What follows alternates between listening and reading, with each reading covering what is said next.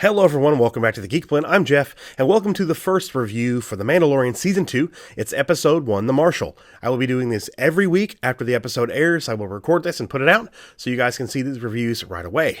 Now, if you do not want to be spoiled by this review, and you want to watch the episode without knowing anything, which there's really not a lot to know in this episode, I would definitely click away, go watch it, and then come back and watch the review. That being said, let's go ahead and get into this. I took some extensive notes. Let me go ahead and get my first thoughts out of the way. The episode was boring, too long. A lot of scenes could have been cut quite a bit, and you would have had the same effect. It was also very similar to Chapter 4, The Sanctuary, in Season 1, where they have to team up to defeat an enemy. Going into this episode, I had high hopes that we would get a better season than the first season. I did a Season 1 review with Nate after watching it for the second time. I liked it less, but I've watched it again since then, the first season that is, and I dislike it even more that I watch it and the more I think about it. But going into this season, I still have high hopes for The Mandalorian. I still have high hopes for Star Wars. I'm hoping and praying we get some good stuff. I will still say that the last season and this episode are still better than anything in the Disney trilogy combined. I would watch this episode over and over versus ever watching that trilogy again, if that says a lot to you. I mean, this is a very boring episode, though. So basically, we get into where the Mando is walking into this dark alley-looking section of a planet, I guess he's on. And first of all, I wanted to say this about this scene. I was thinking this. The child is being hunted. You're being hunted. Let's just walk out in the open. That makes no fucking sense at all. There are creatures in the dark around them with red eyes, but there are streetlights around. Still, there's graffiti all over the walls like we saw in the trailer. And graffiti does not belong in Star Wars. It does not look right. The Mandalorian is there to see a character named Gor Koresh. He sits down. It's basically a fighting arena. We see two emaciated Gamorreans fighting in the ring. I wonder if they're skinnier because the fatter ones we saw with Jabba's palace basically were fed well. So maybe these are not fed as well, but they just looked really weird. The bigger heads with the skinnier bodies looked really off. The Mandalorian sits down with Gor, and he tells him that he's there to get some information on a Mandalorian, and he knows where to find the guy. So the guy says, I'll bet your Mandalorian armor versus the information I have that this specific Gamorrean guard loses the fight. Mandalorian's like, I'm happy to pay you for the information. I'm not going to bet or take my chance on fate. And of course, they all draw their guns on the Mandalorian after the Gor Koresh shoots the Gamorrean guard he said was going to lose the fight. And then, of course, the scene from the trailer, we get the Mandalorian using little Whistler missiles and kills everybody around him. The decent little fight scene. The music so far in this episode to this point was not a fan of. It just did not fit the scene, and it just felt off. So he defeats everyone, chases Gor Koresh into the alley, where he came into this arena, grapples him over to him, hangs him up over this light post, and it always, in my mind, I thought immediately, where are the other drugs going? From Batman Begins. That's exactly what I thought as soon as I saw him hanging up like that. But he tells him that he's not going to kill him if he gives him the information. He says, you will not die by my hands, basically. He tells him that on Tatooine, there's a Mandalorian in the city of Mos Pelgo. And the Mandalorian says, I've never heard of any Mandalorians on Tatooine. I've been there multiple times and never heard of any. He's like, well, this is my information. It's good information. Mandalorian's like, okay, cool. And he walks away and he's like, please, cut me down. You can't leave me like this. He's like, well, I'm not going to. He shoots the light above Gor Koresh, and the light goes out, and all those creatures that we see in the beginning with the red eyes, I guess they're afraid of the light. They start going in, and you hear him tearing apart the guy as it cuts to the title card for the Mandalorian. Mandalorian goes to Tatooine. Remember Tatooine? Remember? We're going to get a lot of that in this episode. He lands in Mos Eisley, and he runs into Peli Motto, the woman who helped him in the first season when he went to Tatooine.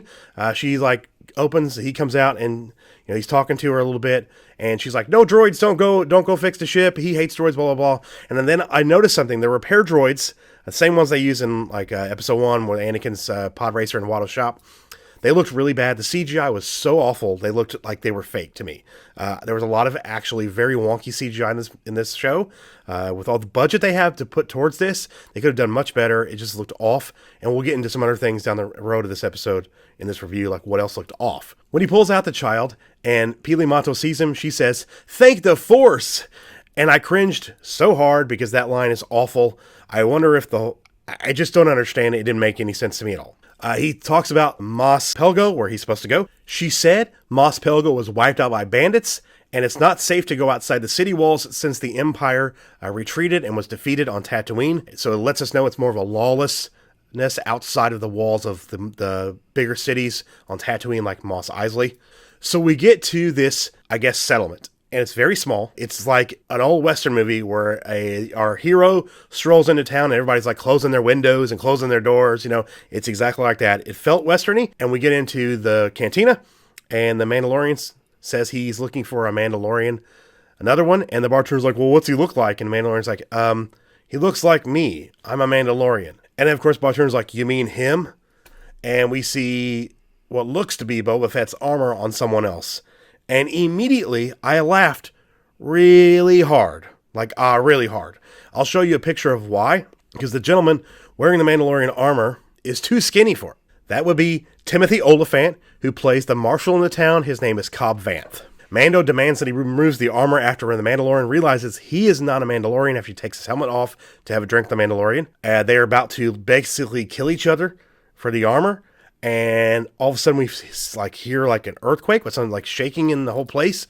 And they go outside and you see like sand in the distance and stuff at first. I'm thinking, is this like a sandstorm or something? Because I don't remember it being like an earthquake sounding when a sandstorm came. Nope. It's like a giant fucking sandworm. It's a giant sandworm that comes through the entire city, destroys some stuff, and picks up one of the banthas that they have for one of their, I guess, their stock and their cattle. We find out from the Marshal that it's actually a crate dragon. So he agrees to help the Mandalorian. He says, maybe we can work something out. He says he knows where the crate dragon lives, and they go to find it, and they're on their speeder bikes, and the Marshal speeder bike basically is a pod racer engine on one side. He's got like a little seat on the one side of it. It actually, one of my favorite things about the episode. We get a flashback to the village, and the mining colony takes it over after the Empire is defeated, after we see the final Death Star, second Death Star explode on like a hologram in the village. The Marshal is kicked out of town, basically ran out of town. He escapes. He takes like some crystals off of this speeder bike that he steals as he's running out of town. He's dying in the desert. Jawas save him. He finds Boba Fett's armor in the Jawa sandcrawler. It's right there. Lucky. Cut back to him actually using it in the flashback to get the miners out of that colony. And it shows him using the rocket on the back of it. Like he uses the little visor. It comes down.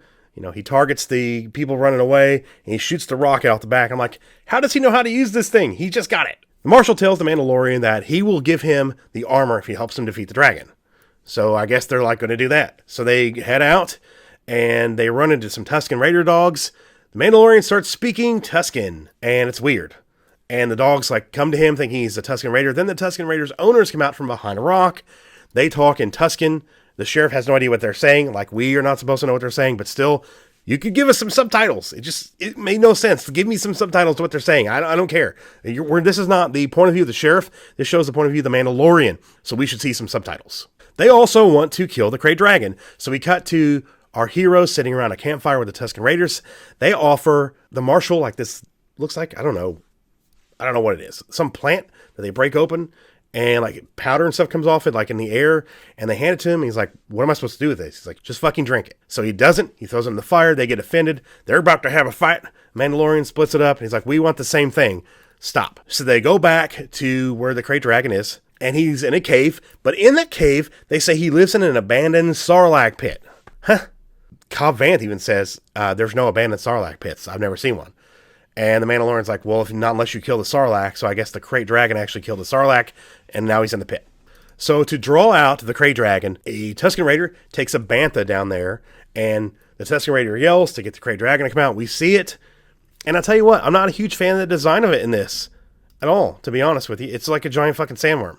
It looks like a giant sandworm. It doesn't look like the old Krayt Dragon that we knew from the EU, which actually looked like a dragon. This thing just looks like a giant sandworm with like protective shell. But in this, it's still that the stomach is still the weakest part, just like in the old EU.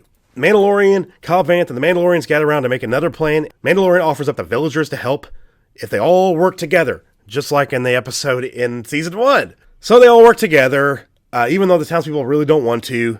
They end up defeating the Krayt Dragon. I have a whole bunch more notes to talk about. The Krayt Dragon does spit acid, just like in the EU, like in the old versions of the canon. But I really don't have much to say about it. It's actually pretty boring. It just doesn't make a lot of sense that this is the first episode we get, and you give us a plot we almost had identical to in the first season. I was bored quite a bit in the episode. I didn't like the music in a lot of the episode. The pacing was so slow. It just dragged and dragged and dragged. The fact that Cobb Vanth, the sheriff, was wearing the Boba Fett armor, it looked really bad. I mean, awful. Like, laugh out loud bad. A lot of CG on the speeder bike stuff was really off. Spending $100 million on an episode, it don't look like it to me, because there was a lot of CG that looked really off. Some of it did look good. The Krayt Dragon effects were really, really good. Even though I didn't like the design of the Krayt Dragon, it still looked good. And of course, the very end, as the Mando speeds away, we get a shot of him like down in the valley and the twin suns in the background, and then there's a person standing on the hill, and I'm like, I know who this is. They turn around, it's Boba Fett. Remember Boba Fett? Remember, guys? There's a lot of member berries in this thing. You know, Jawas, Tuskens, Sandcrawlers, you know, stuff from the prequels. I mean, it was just a lot of stuff that, like, look, remember? It's just, we've seen Tatooine so many times in this series, and like Star Wars itself.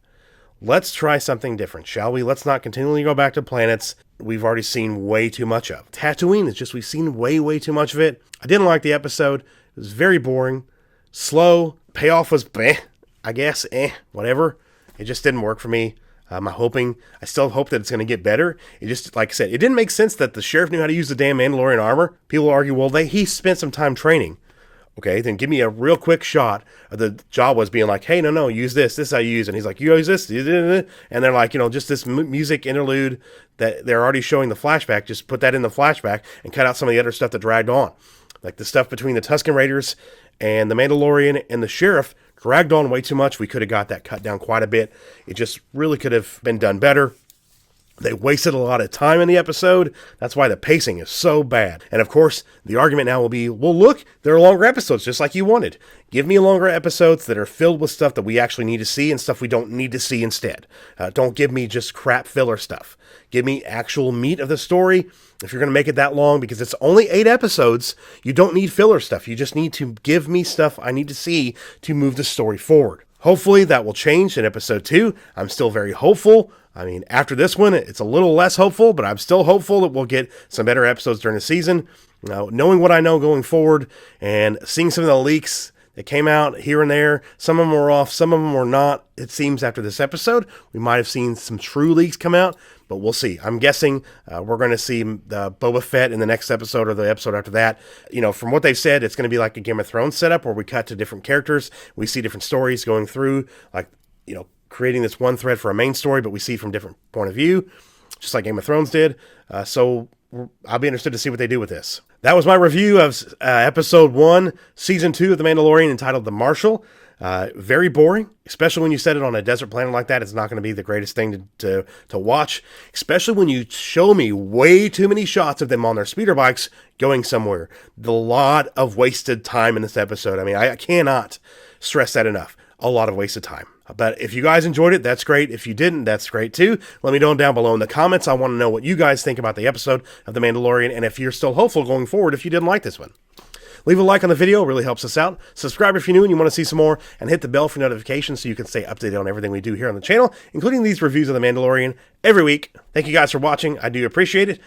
Links in the description for our social media, our Patreon, our Discord, and all the ways you guys can support the channel. Anything you guys can give to the channel really help us out. And I want to say a big thank you to all our current channel supporters. All your names will be scrolling below me, and at the very end, whether you're a patron, or you're a subscribe star, or you're a member, you guys are awesome, and I really appreciate everything you do for the channel. Thank you so much. That'll do it for this video. I'm Jeff. This is the Geek Blend, and remember, if you geek about it, we speak about it. We'll see you guys next time.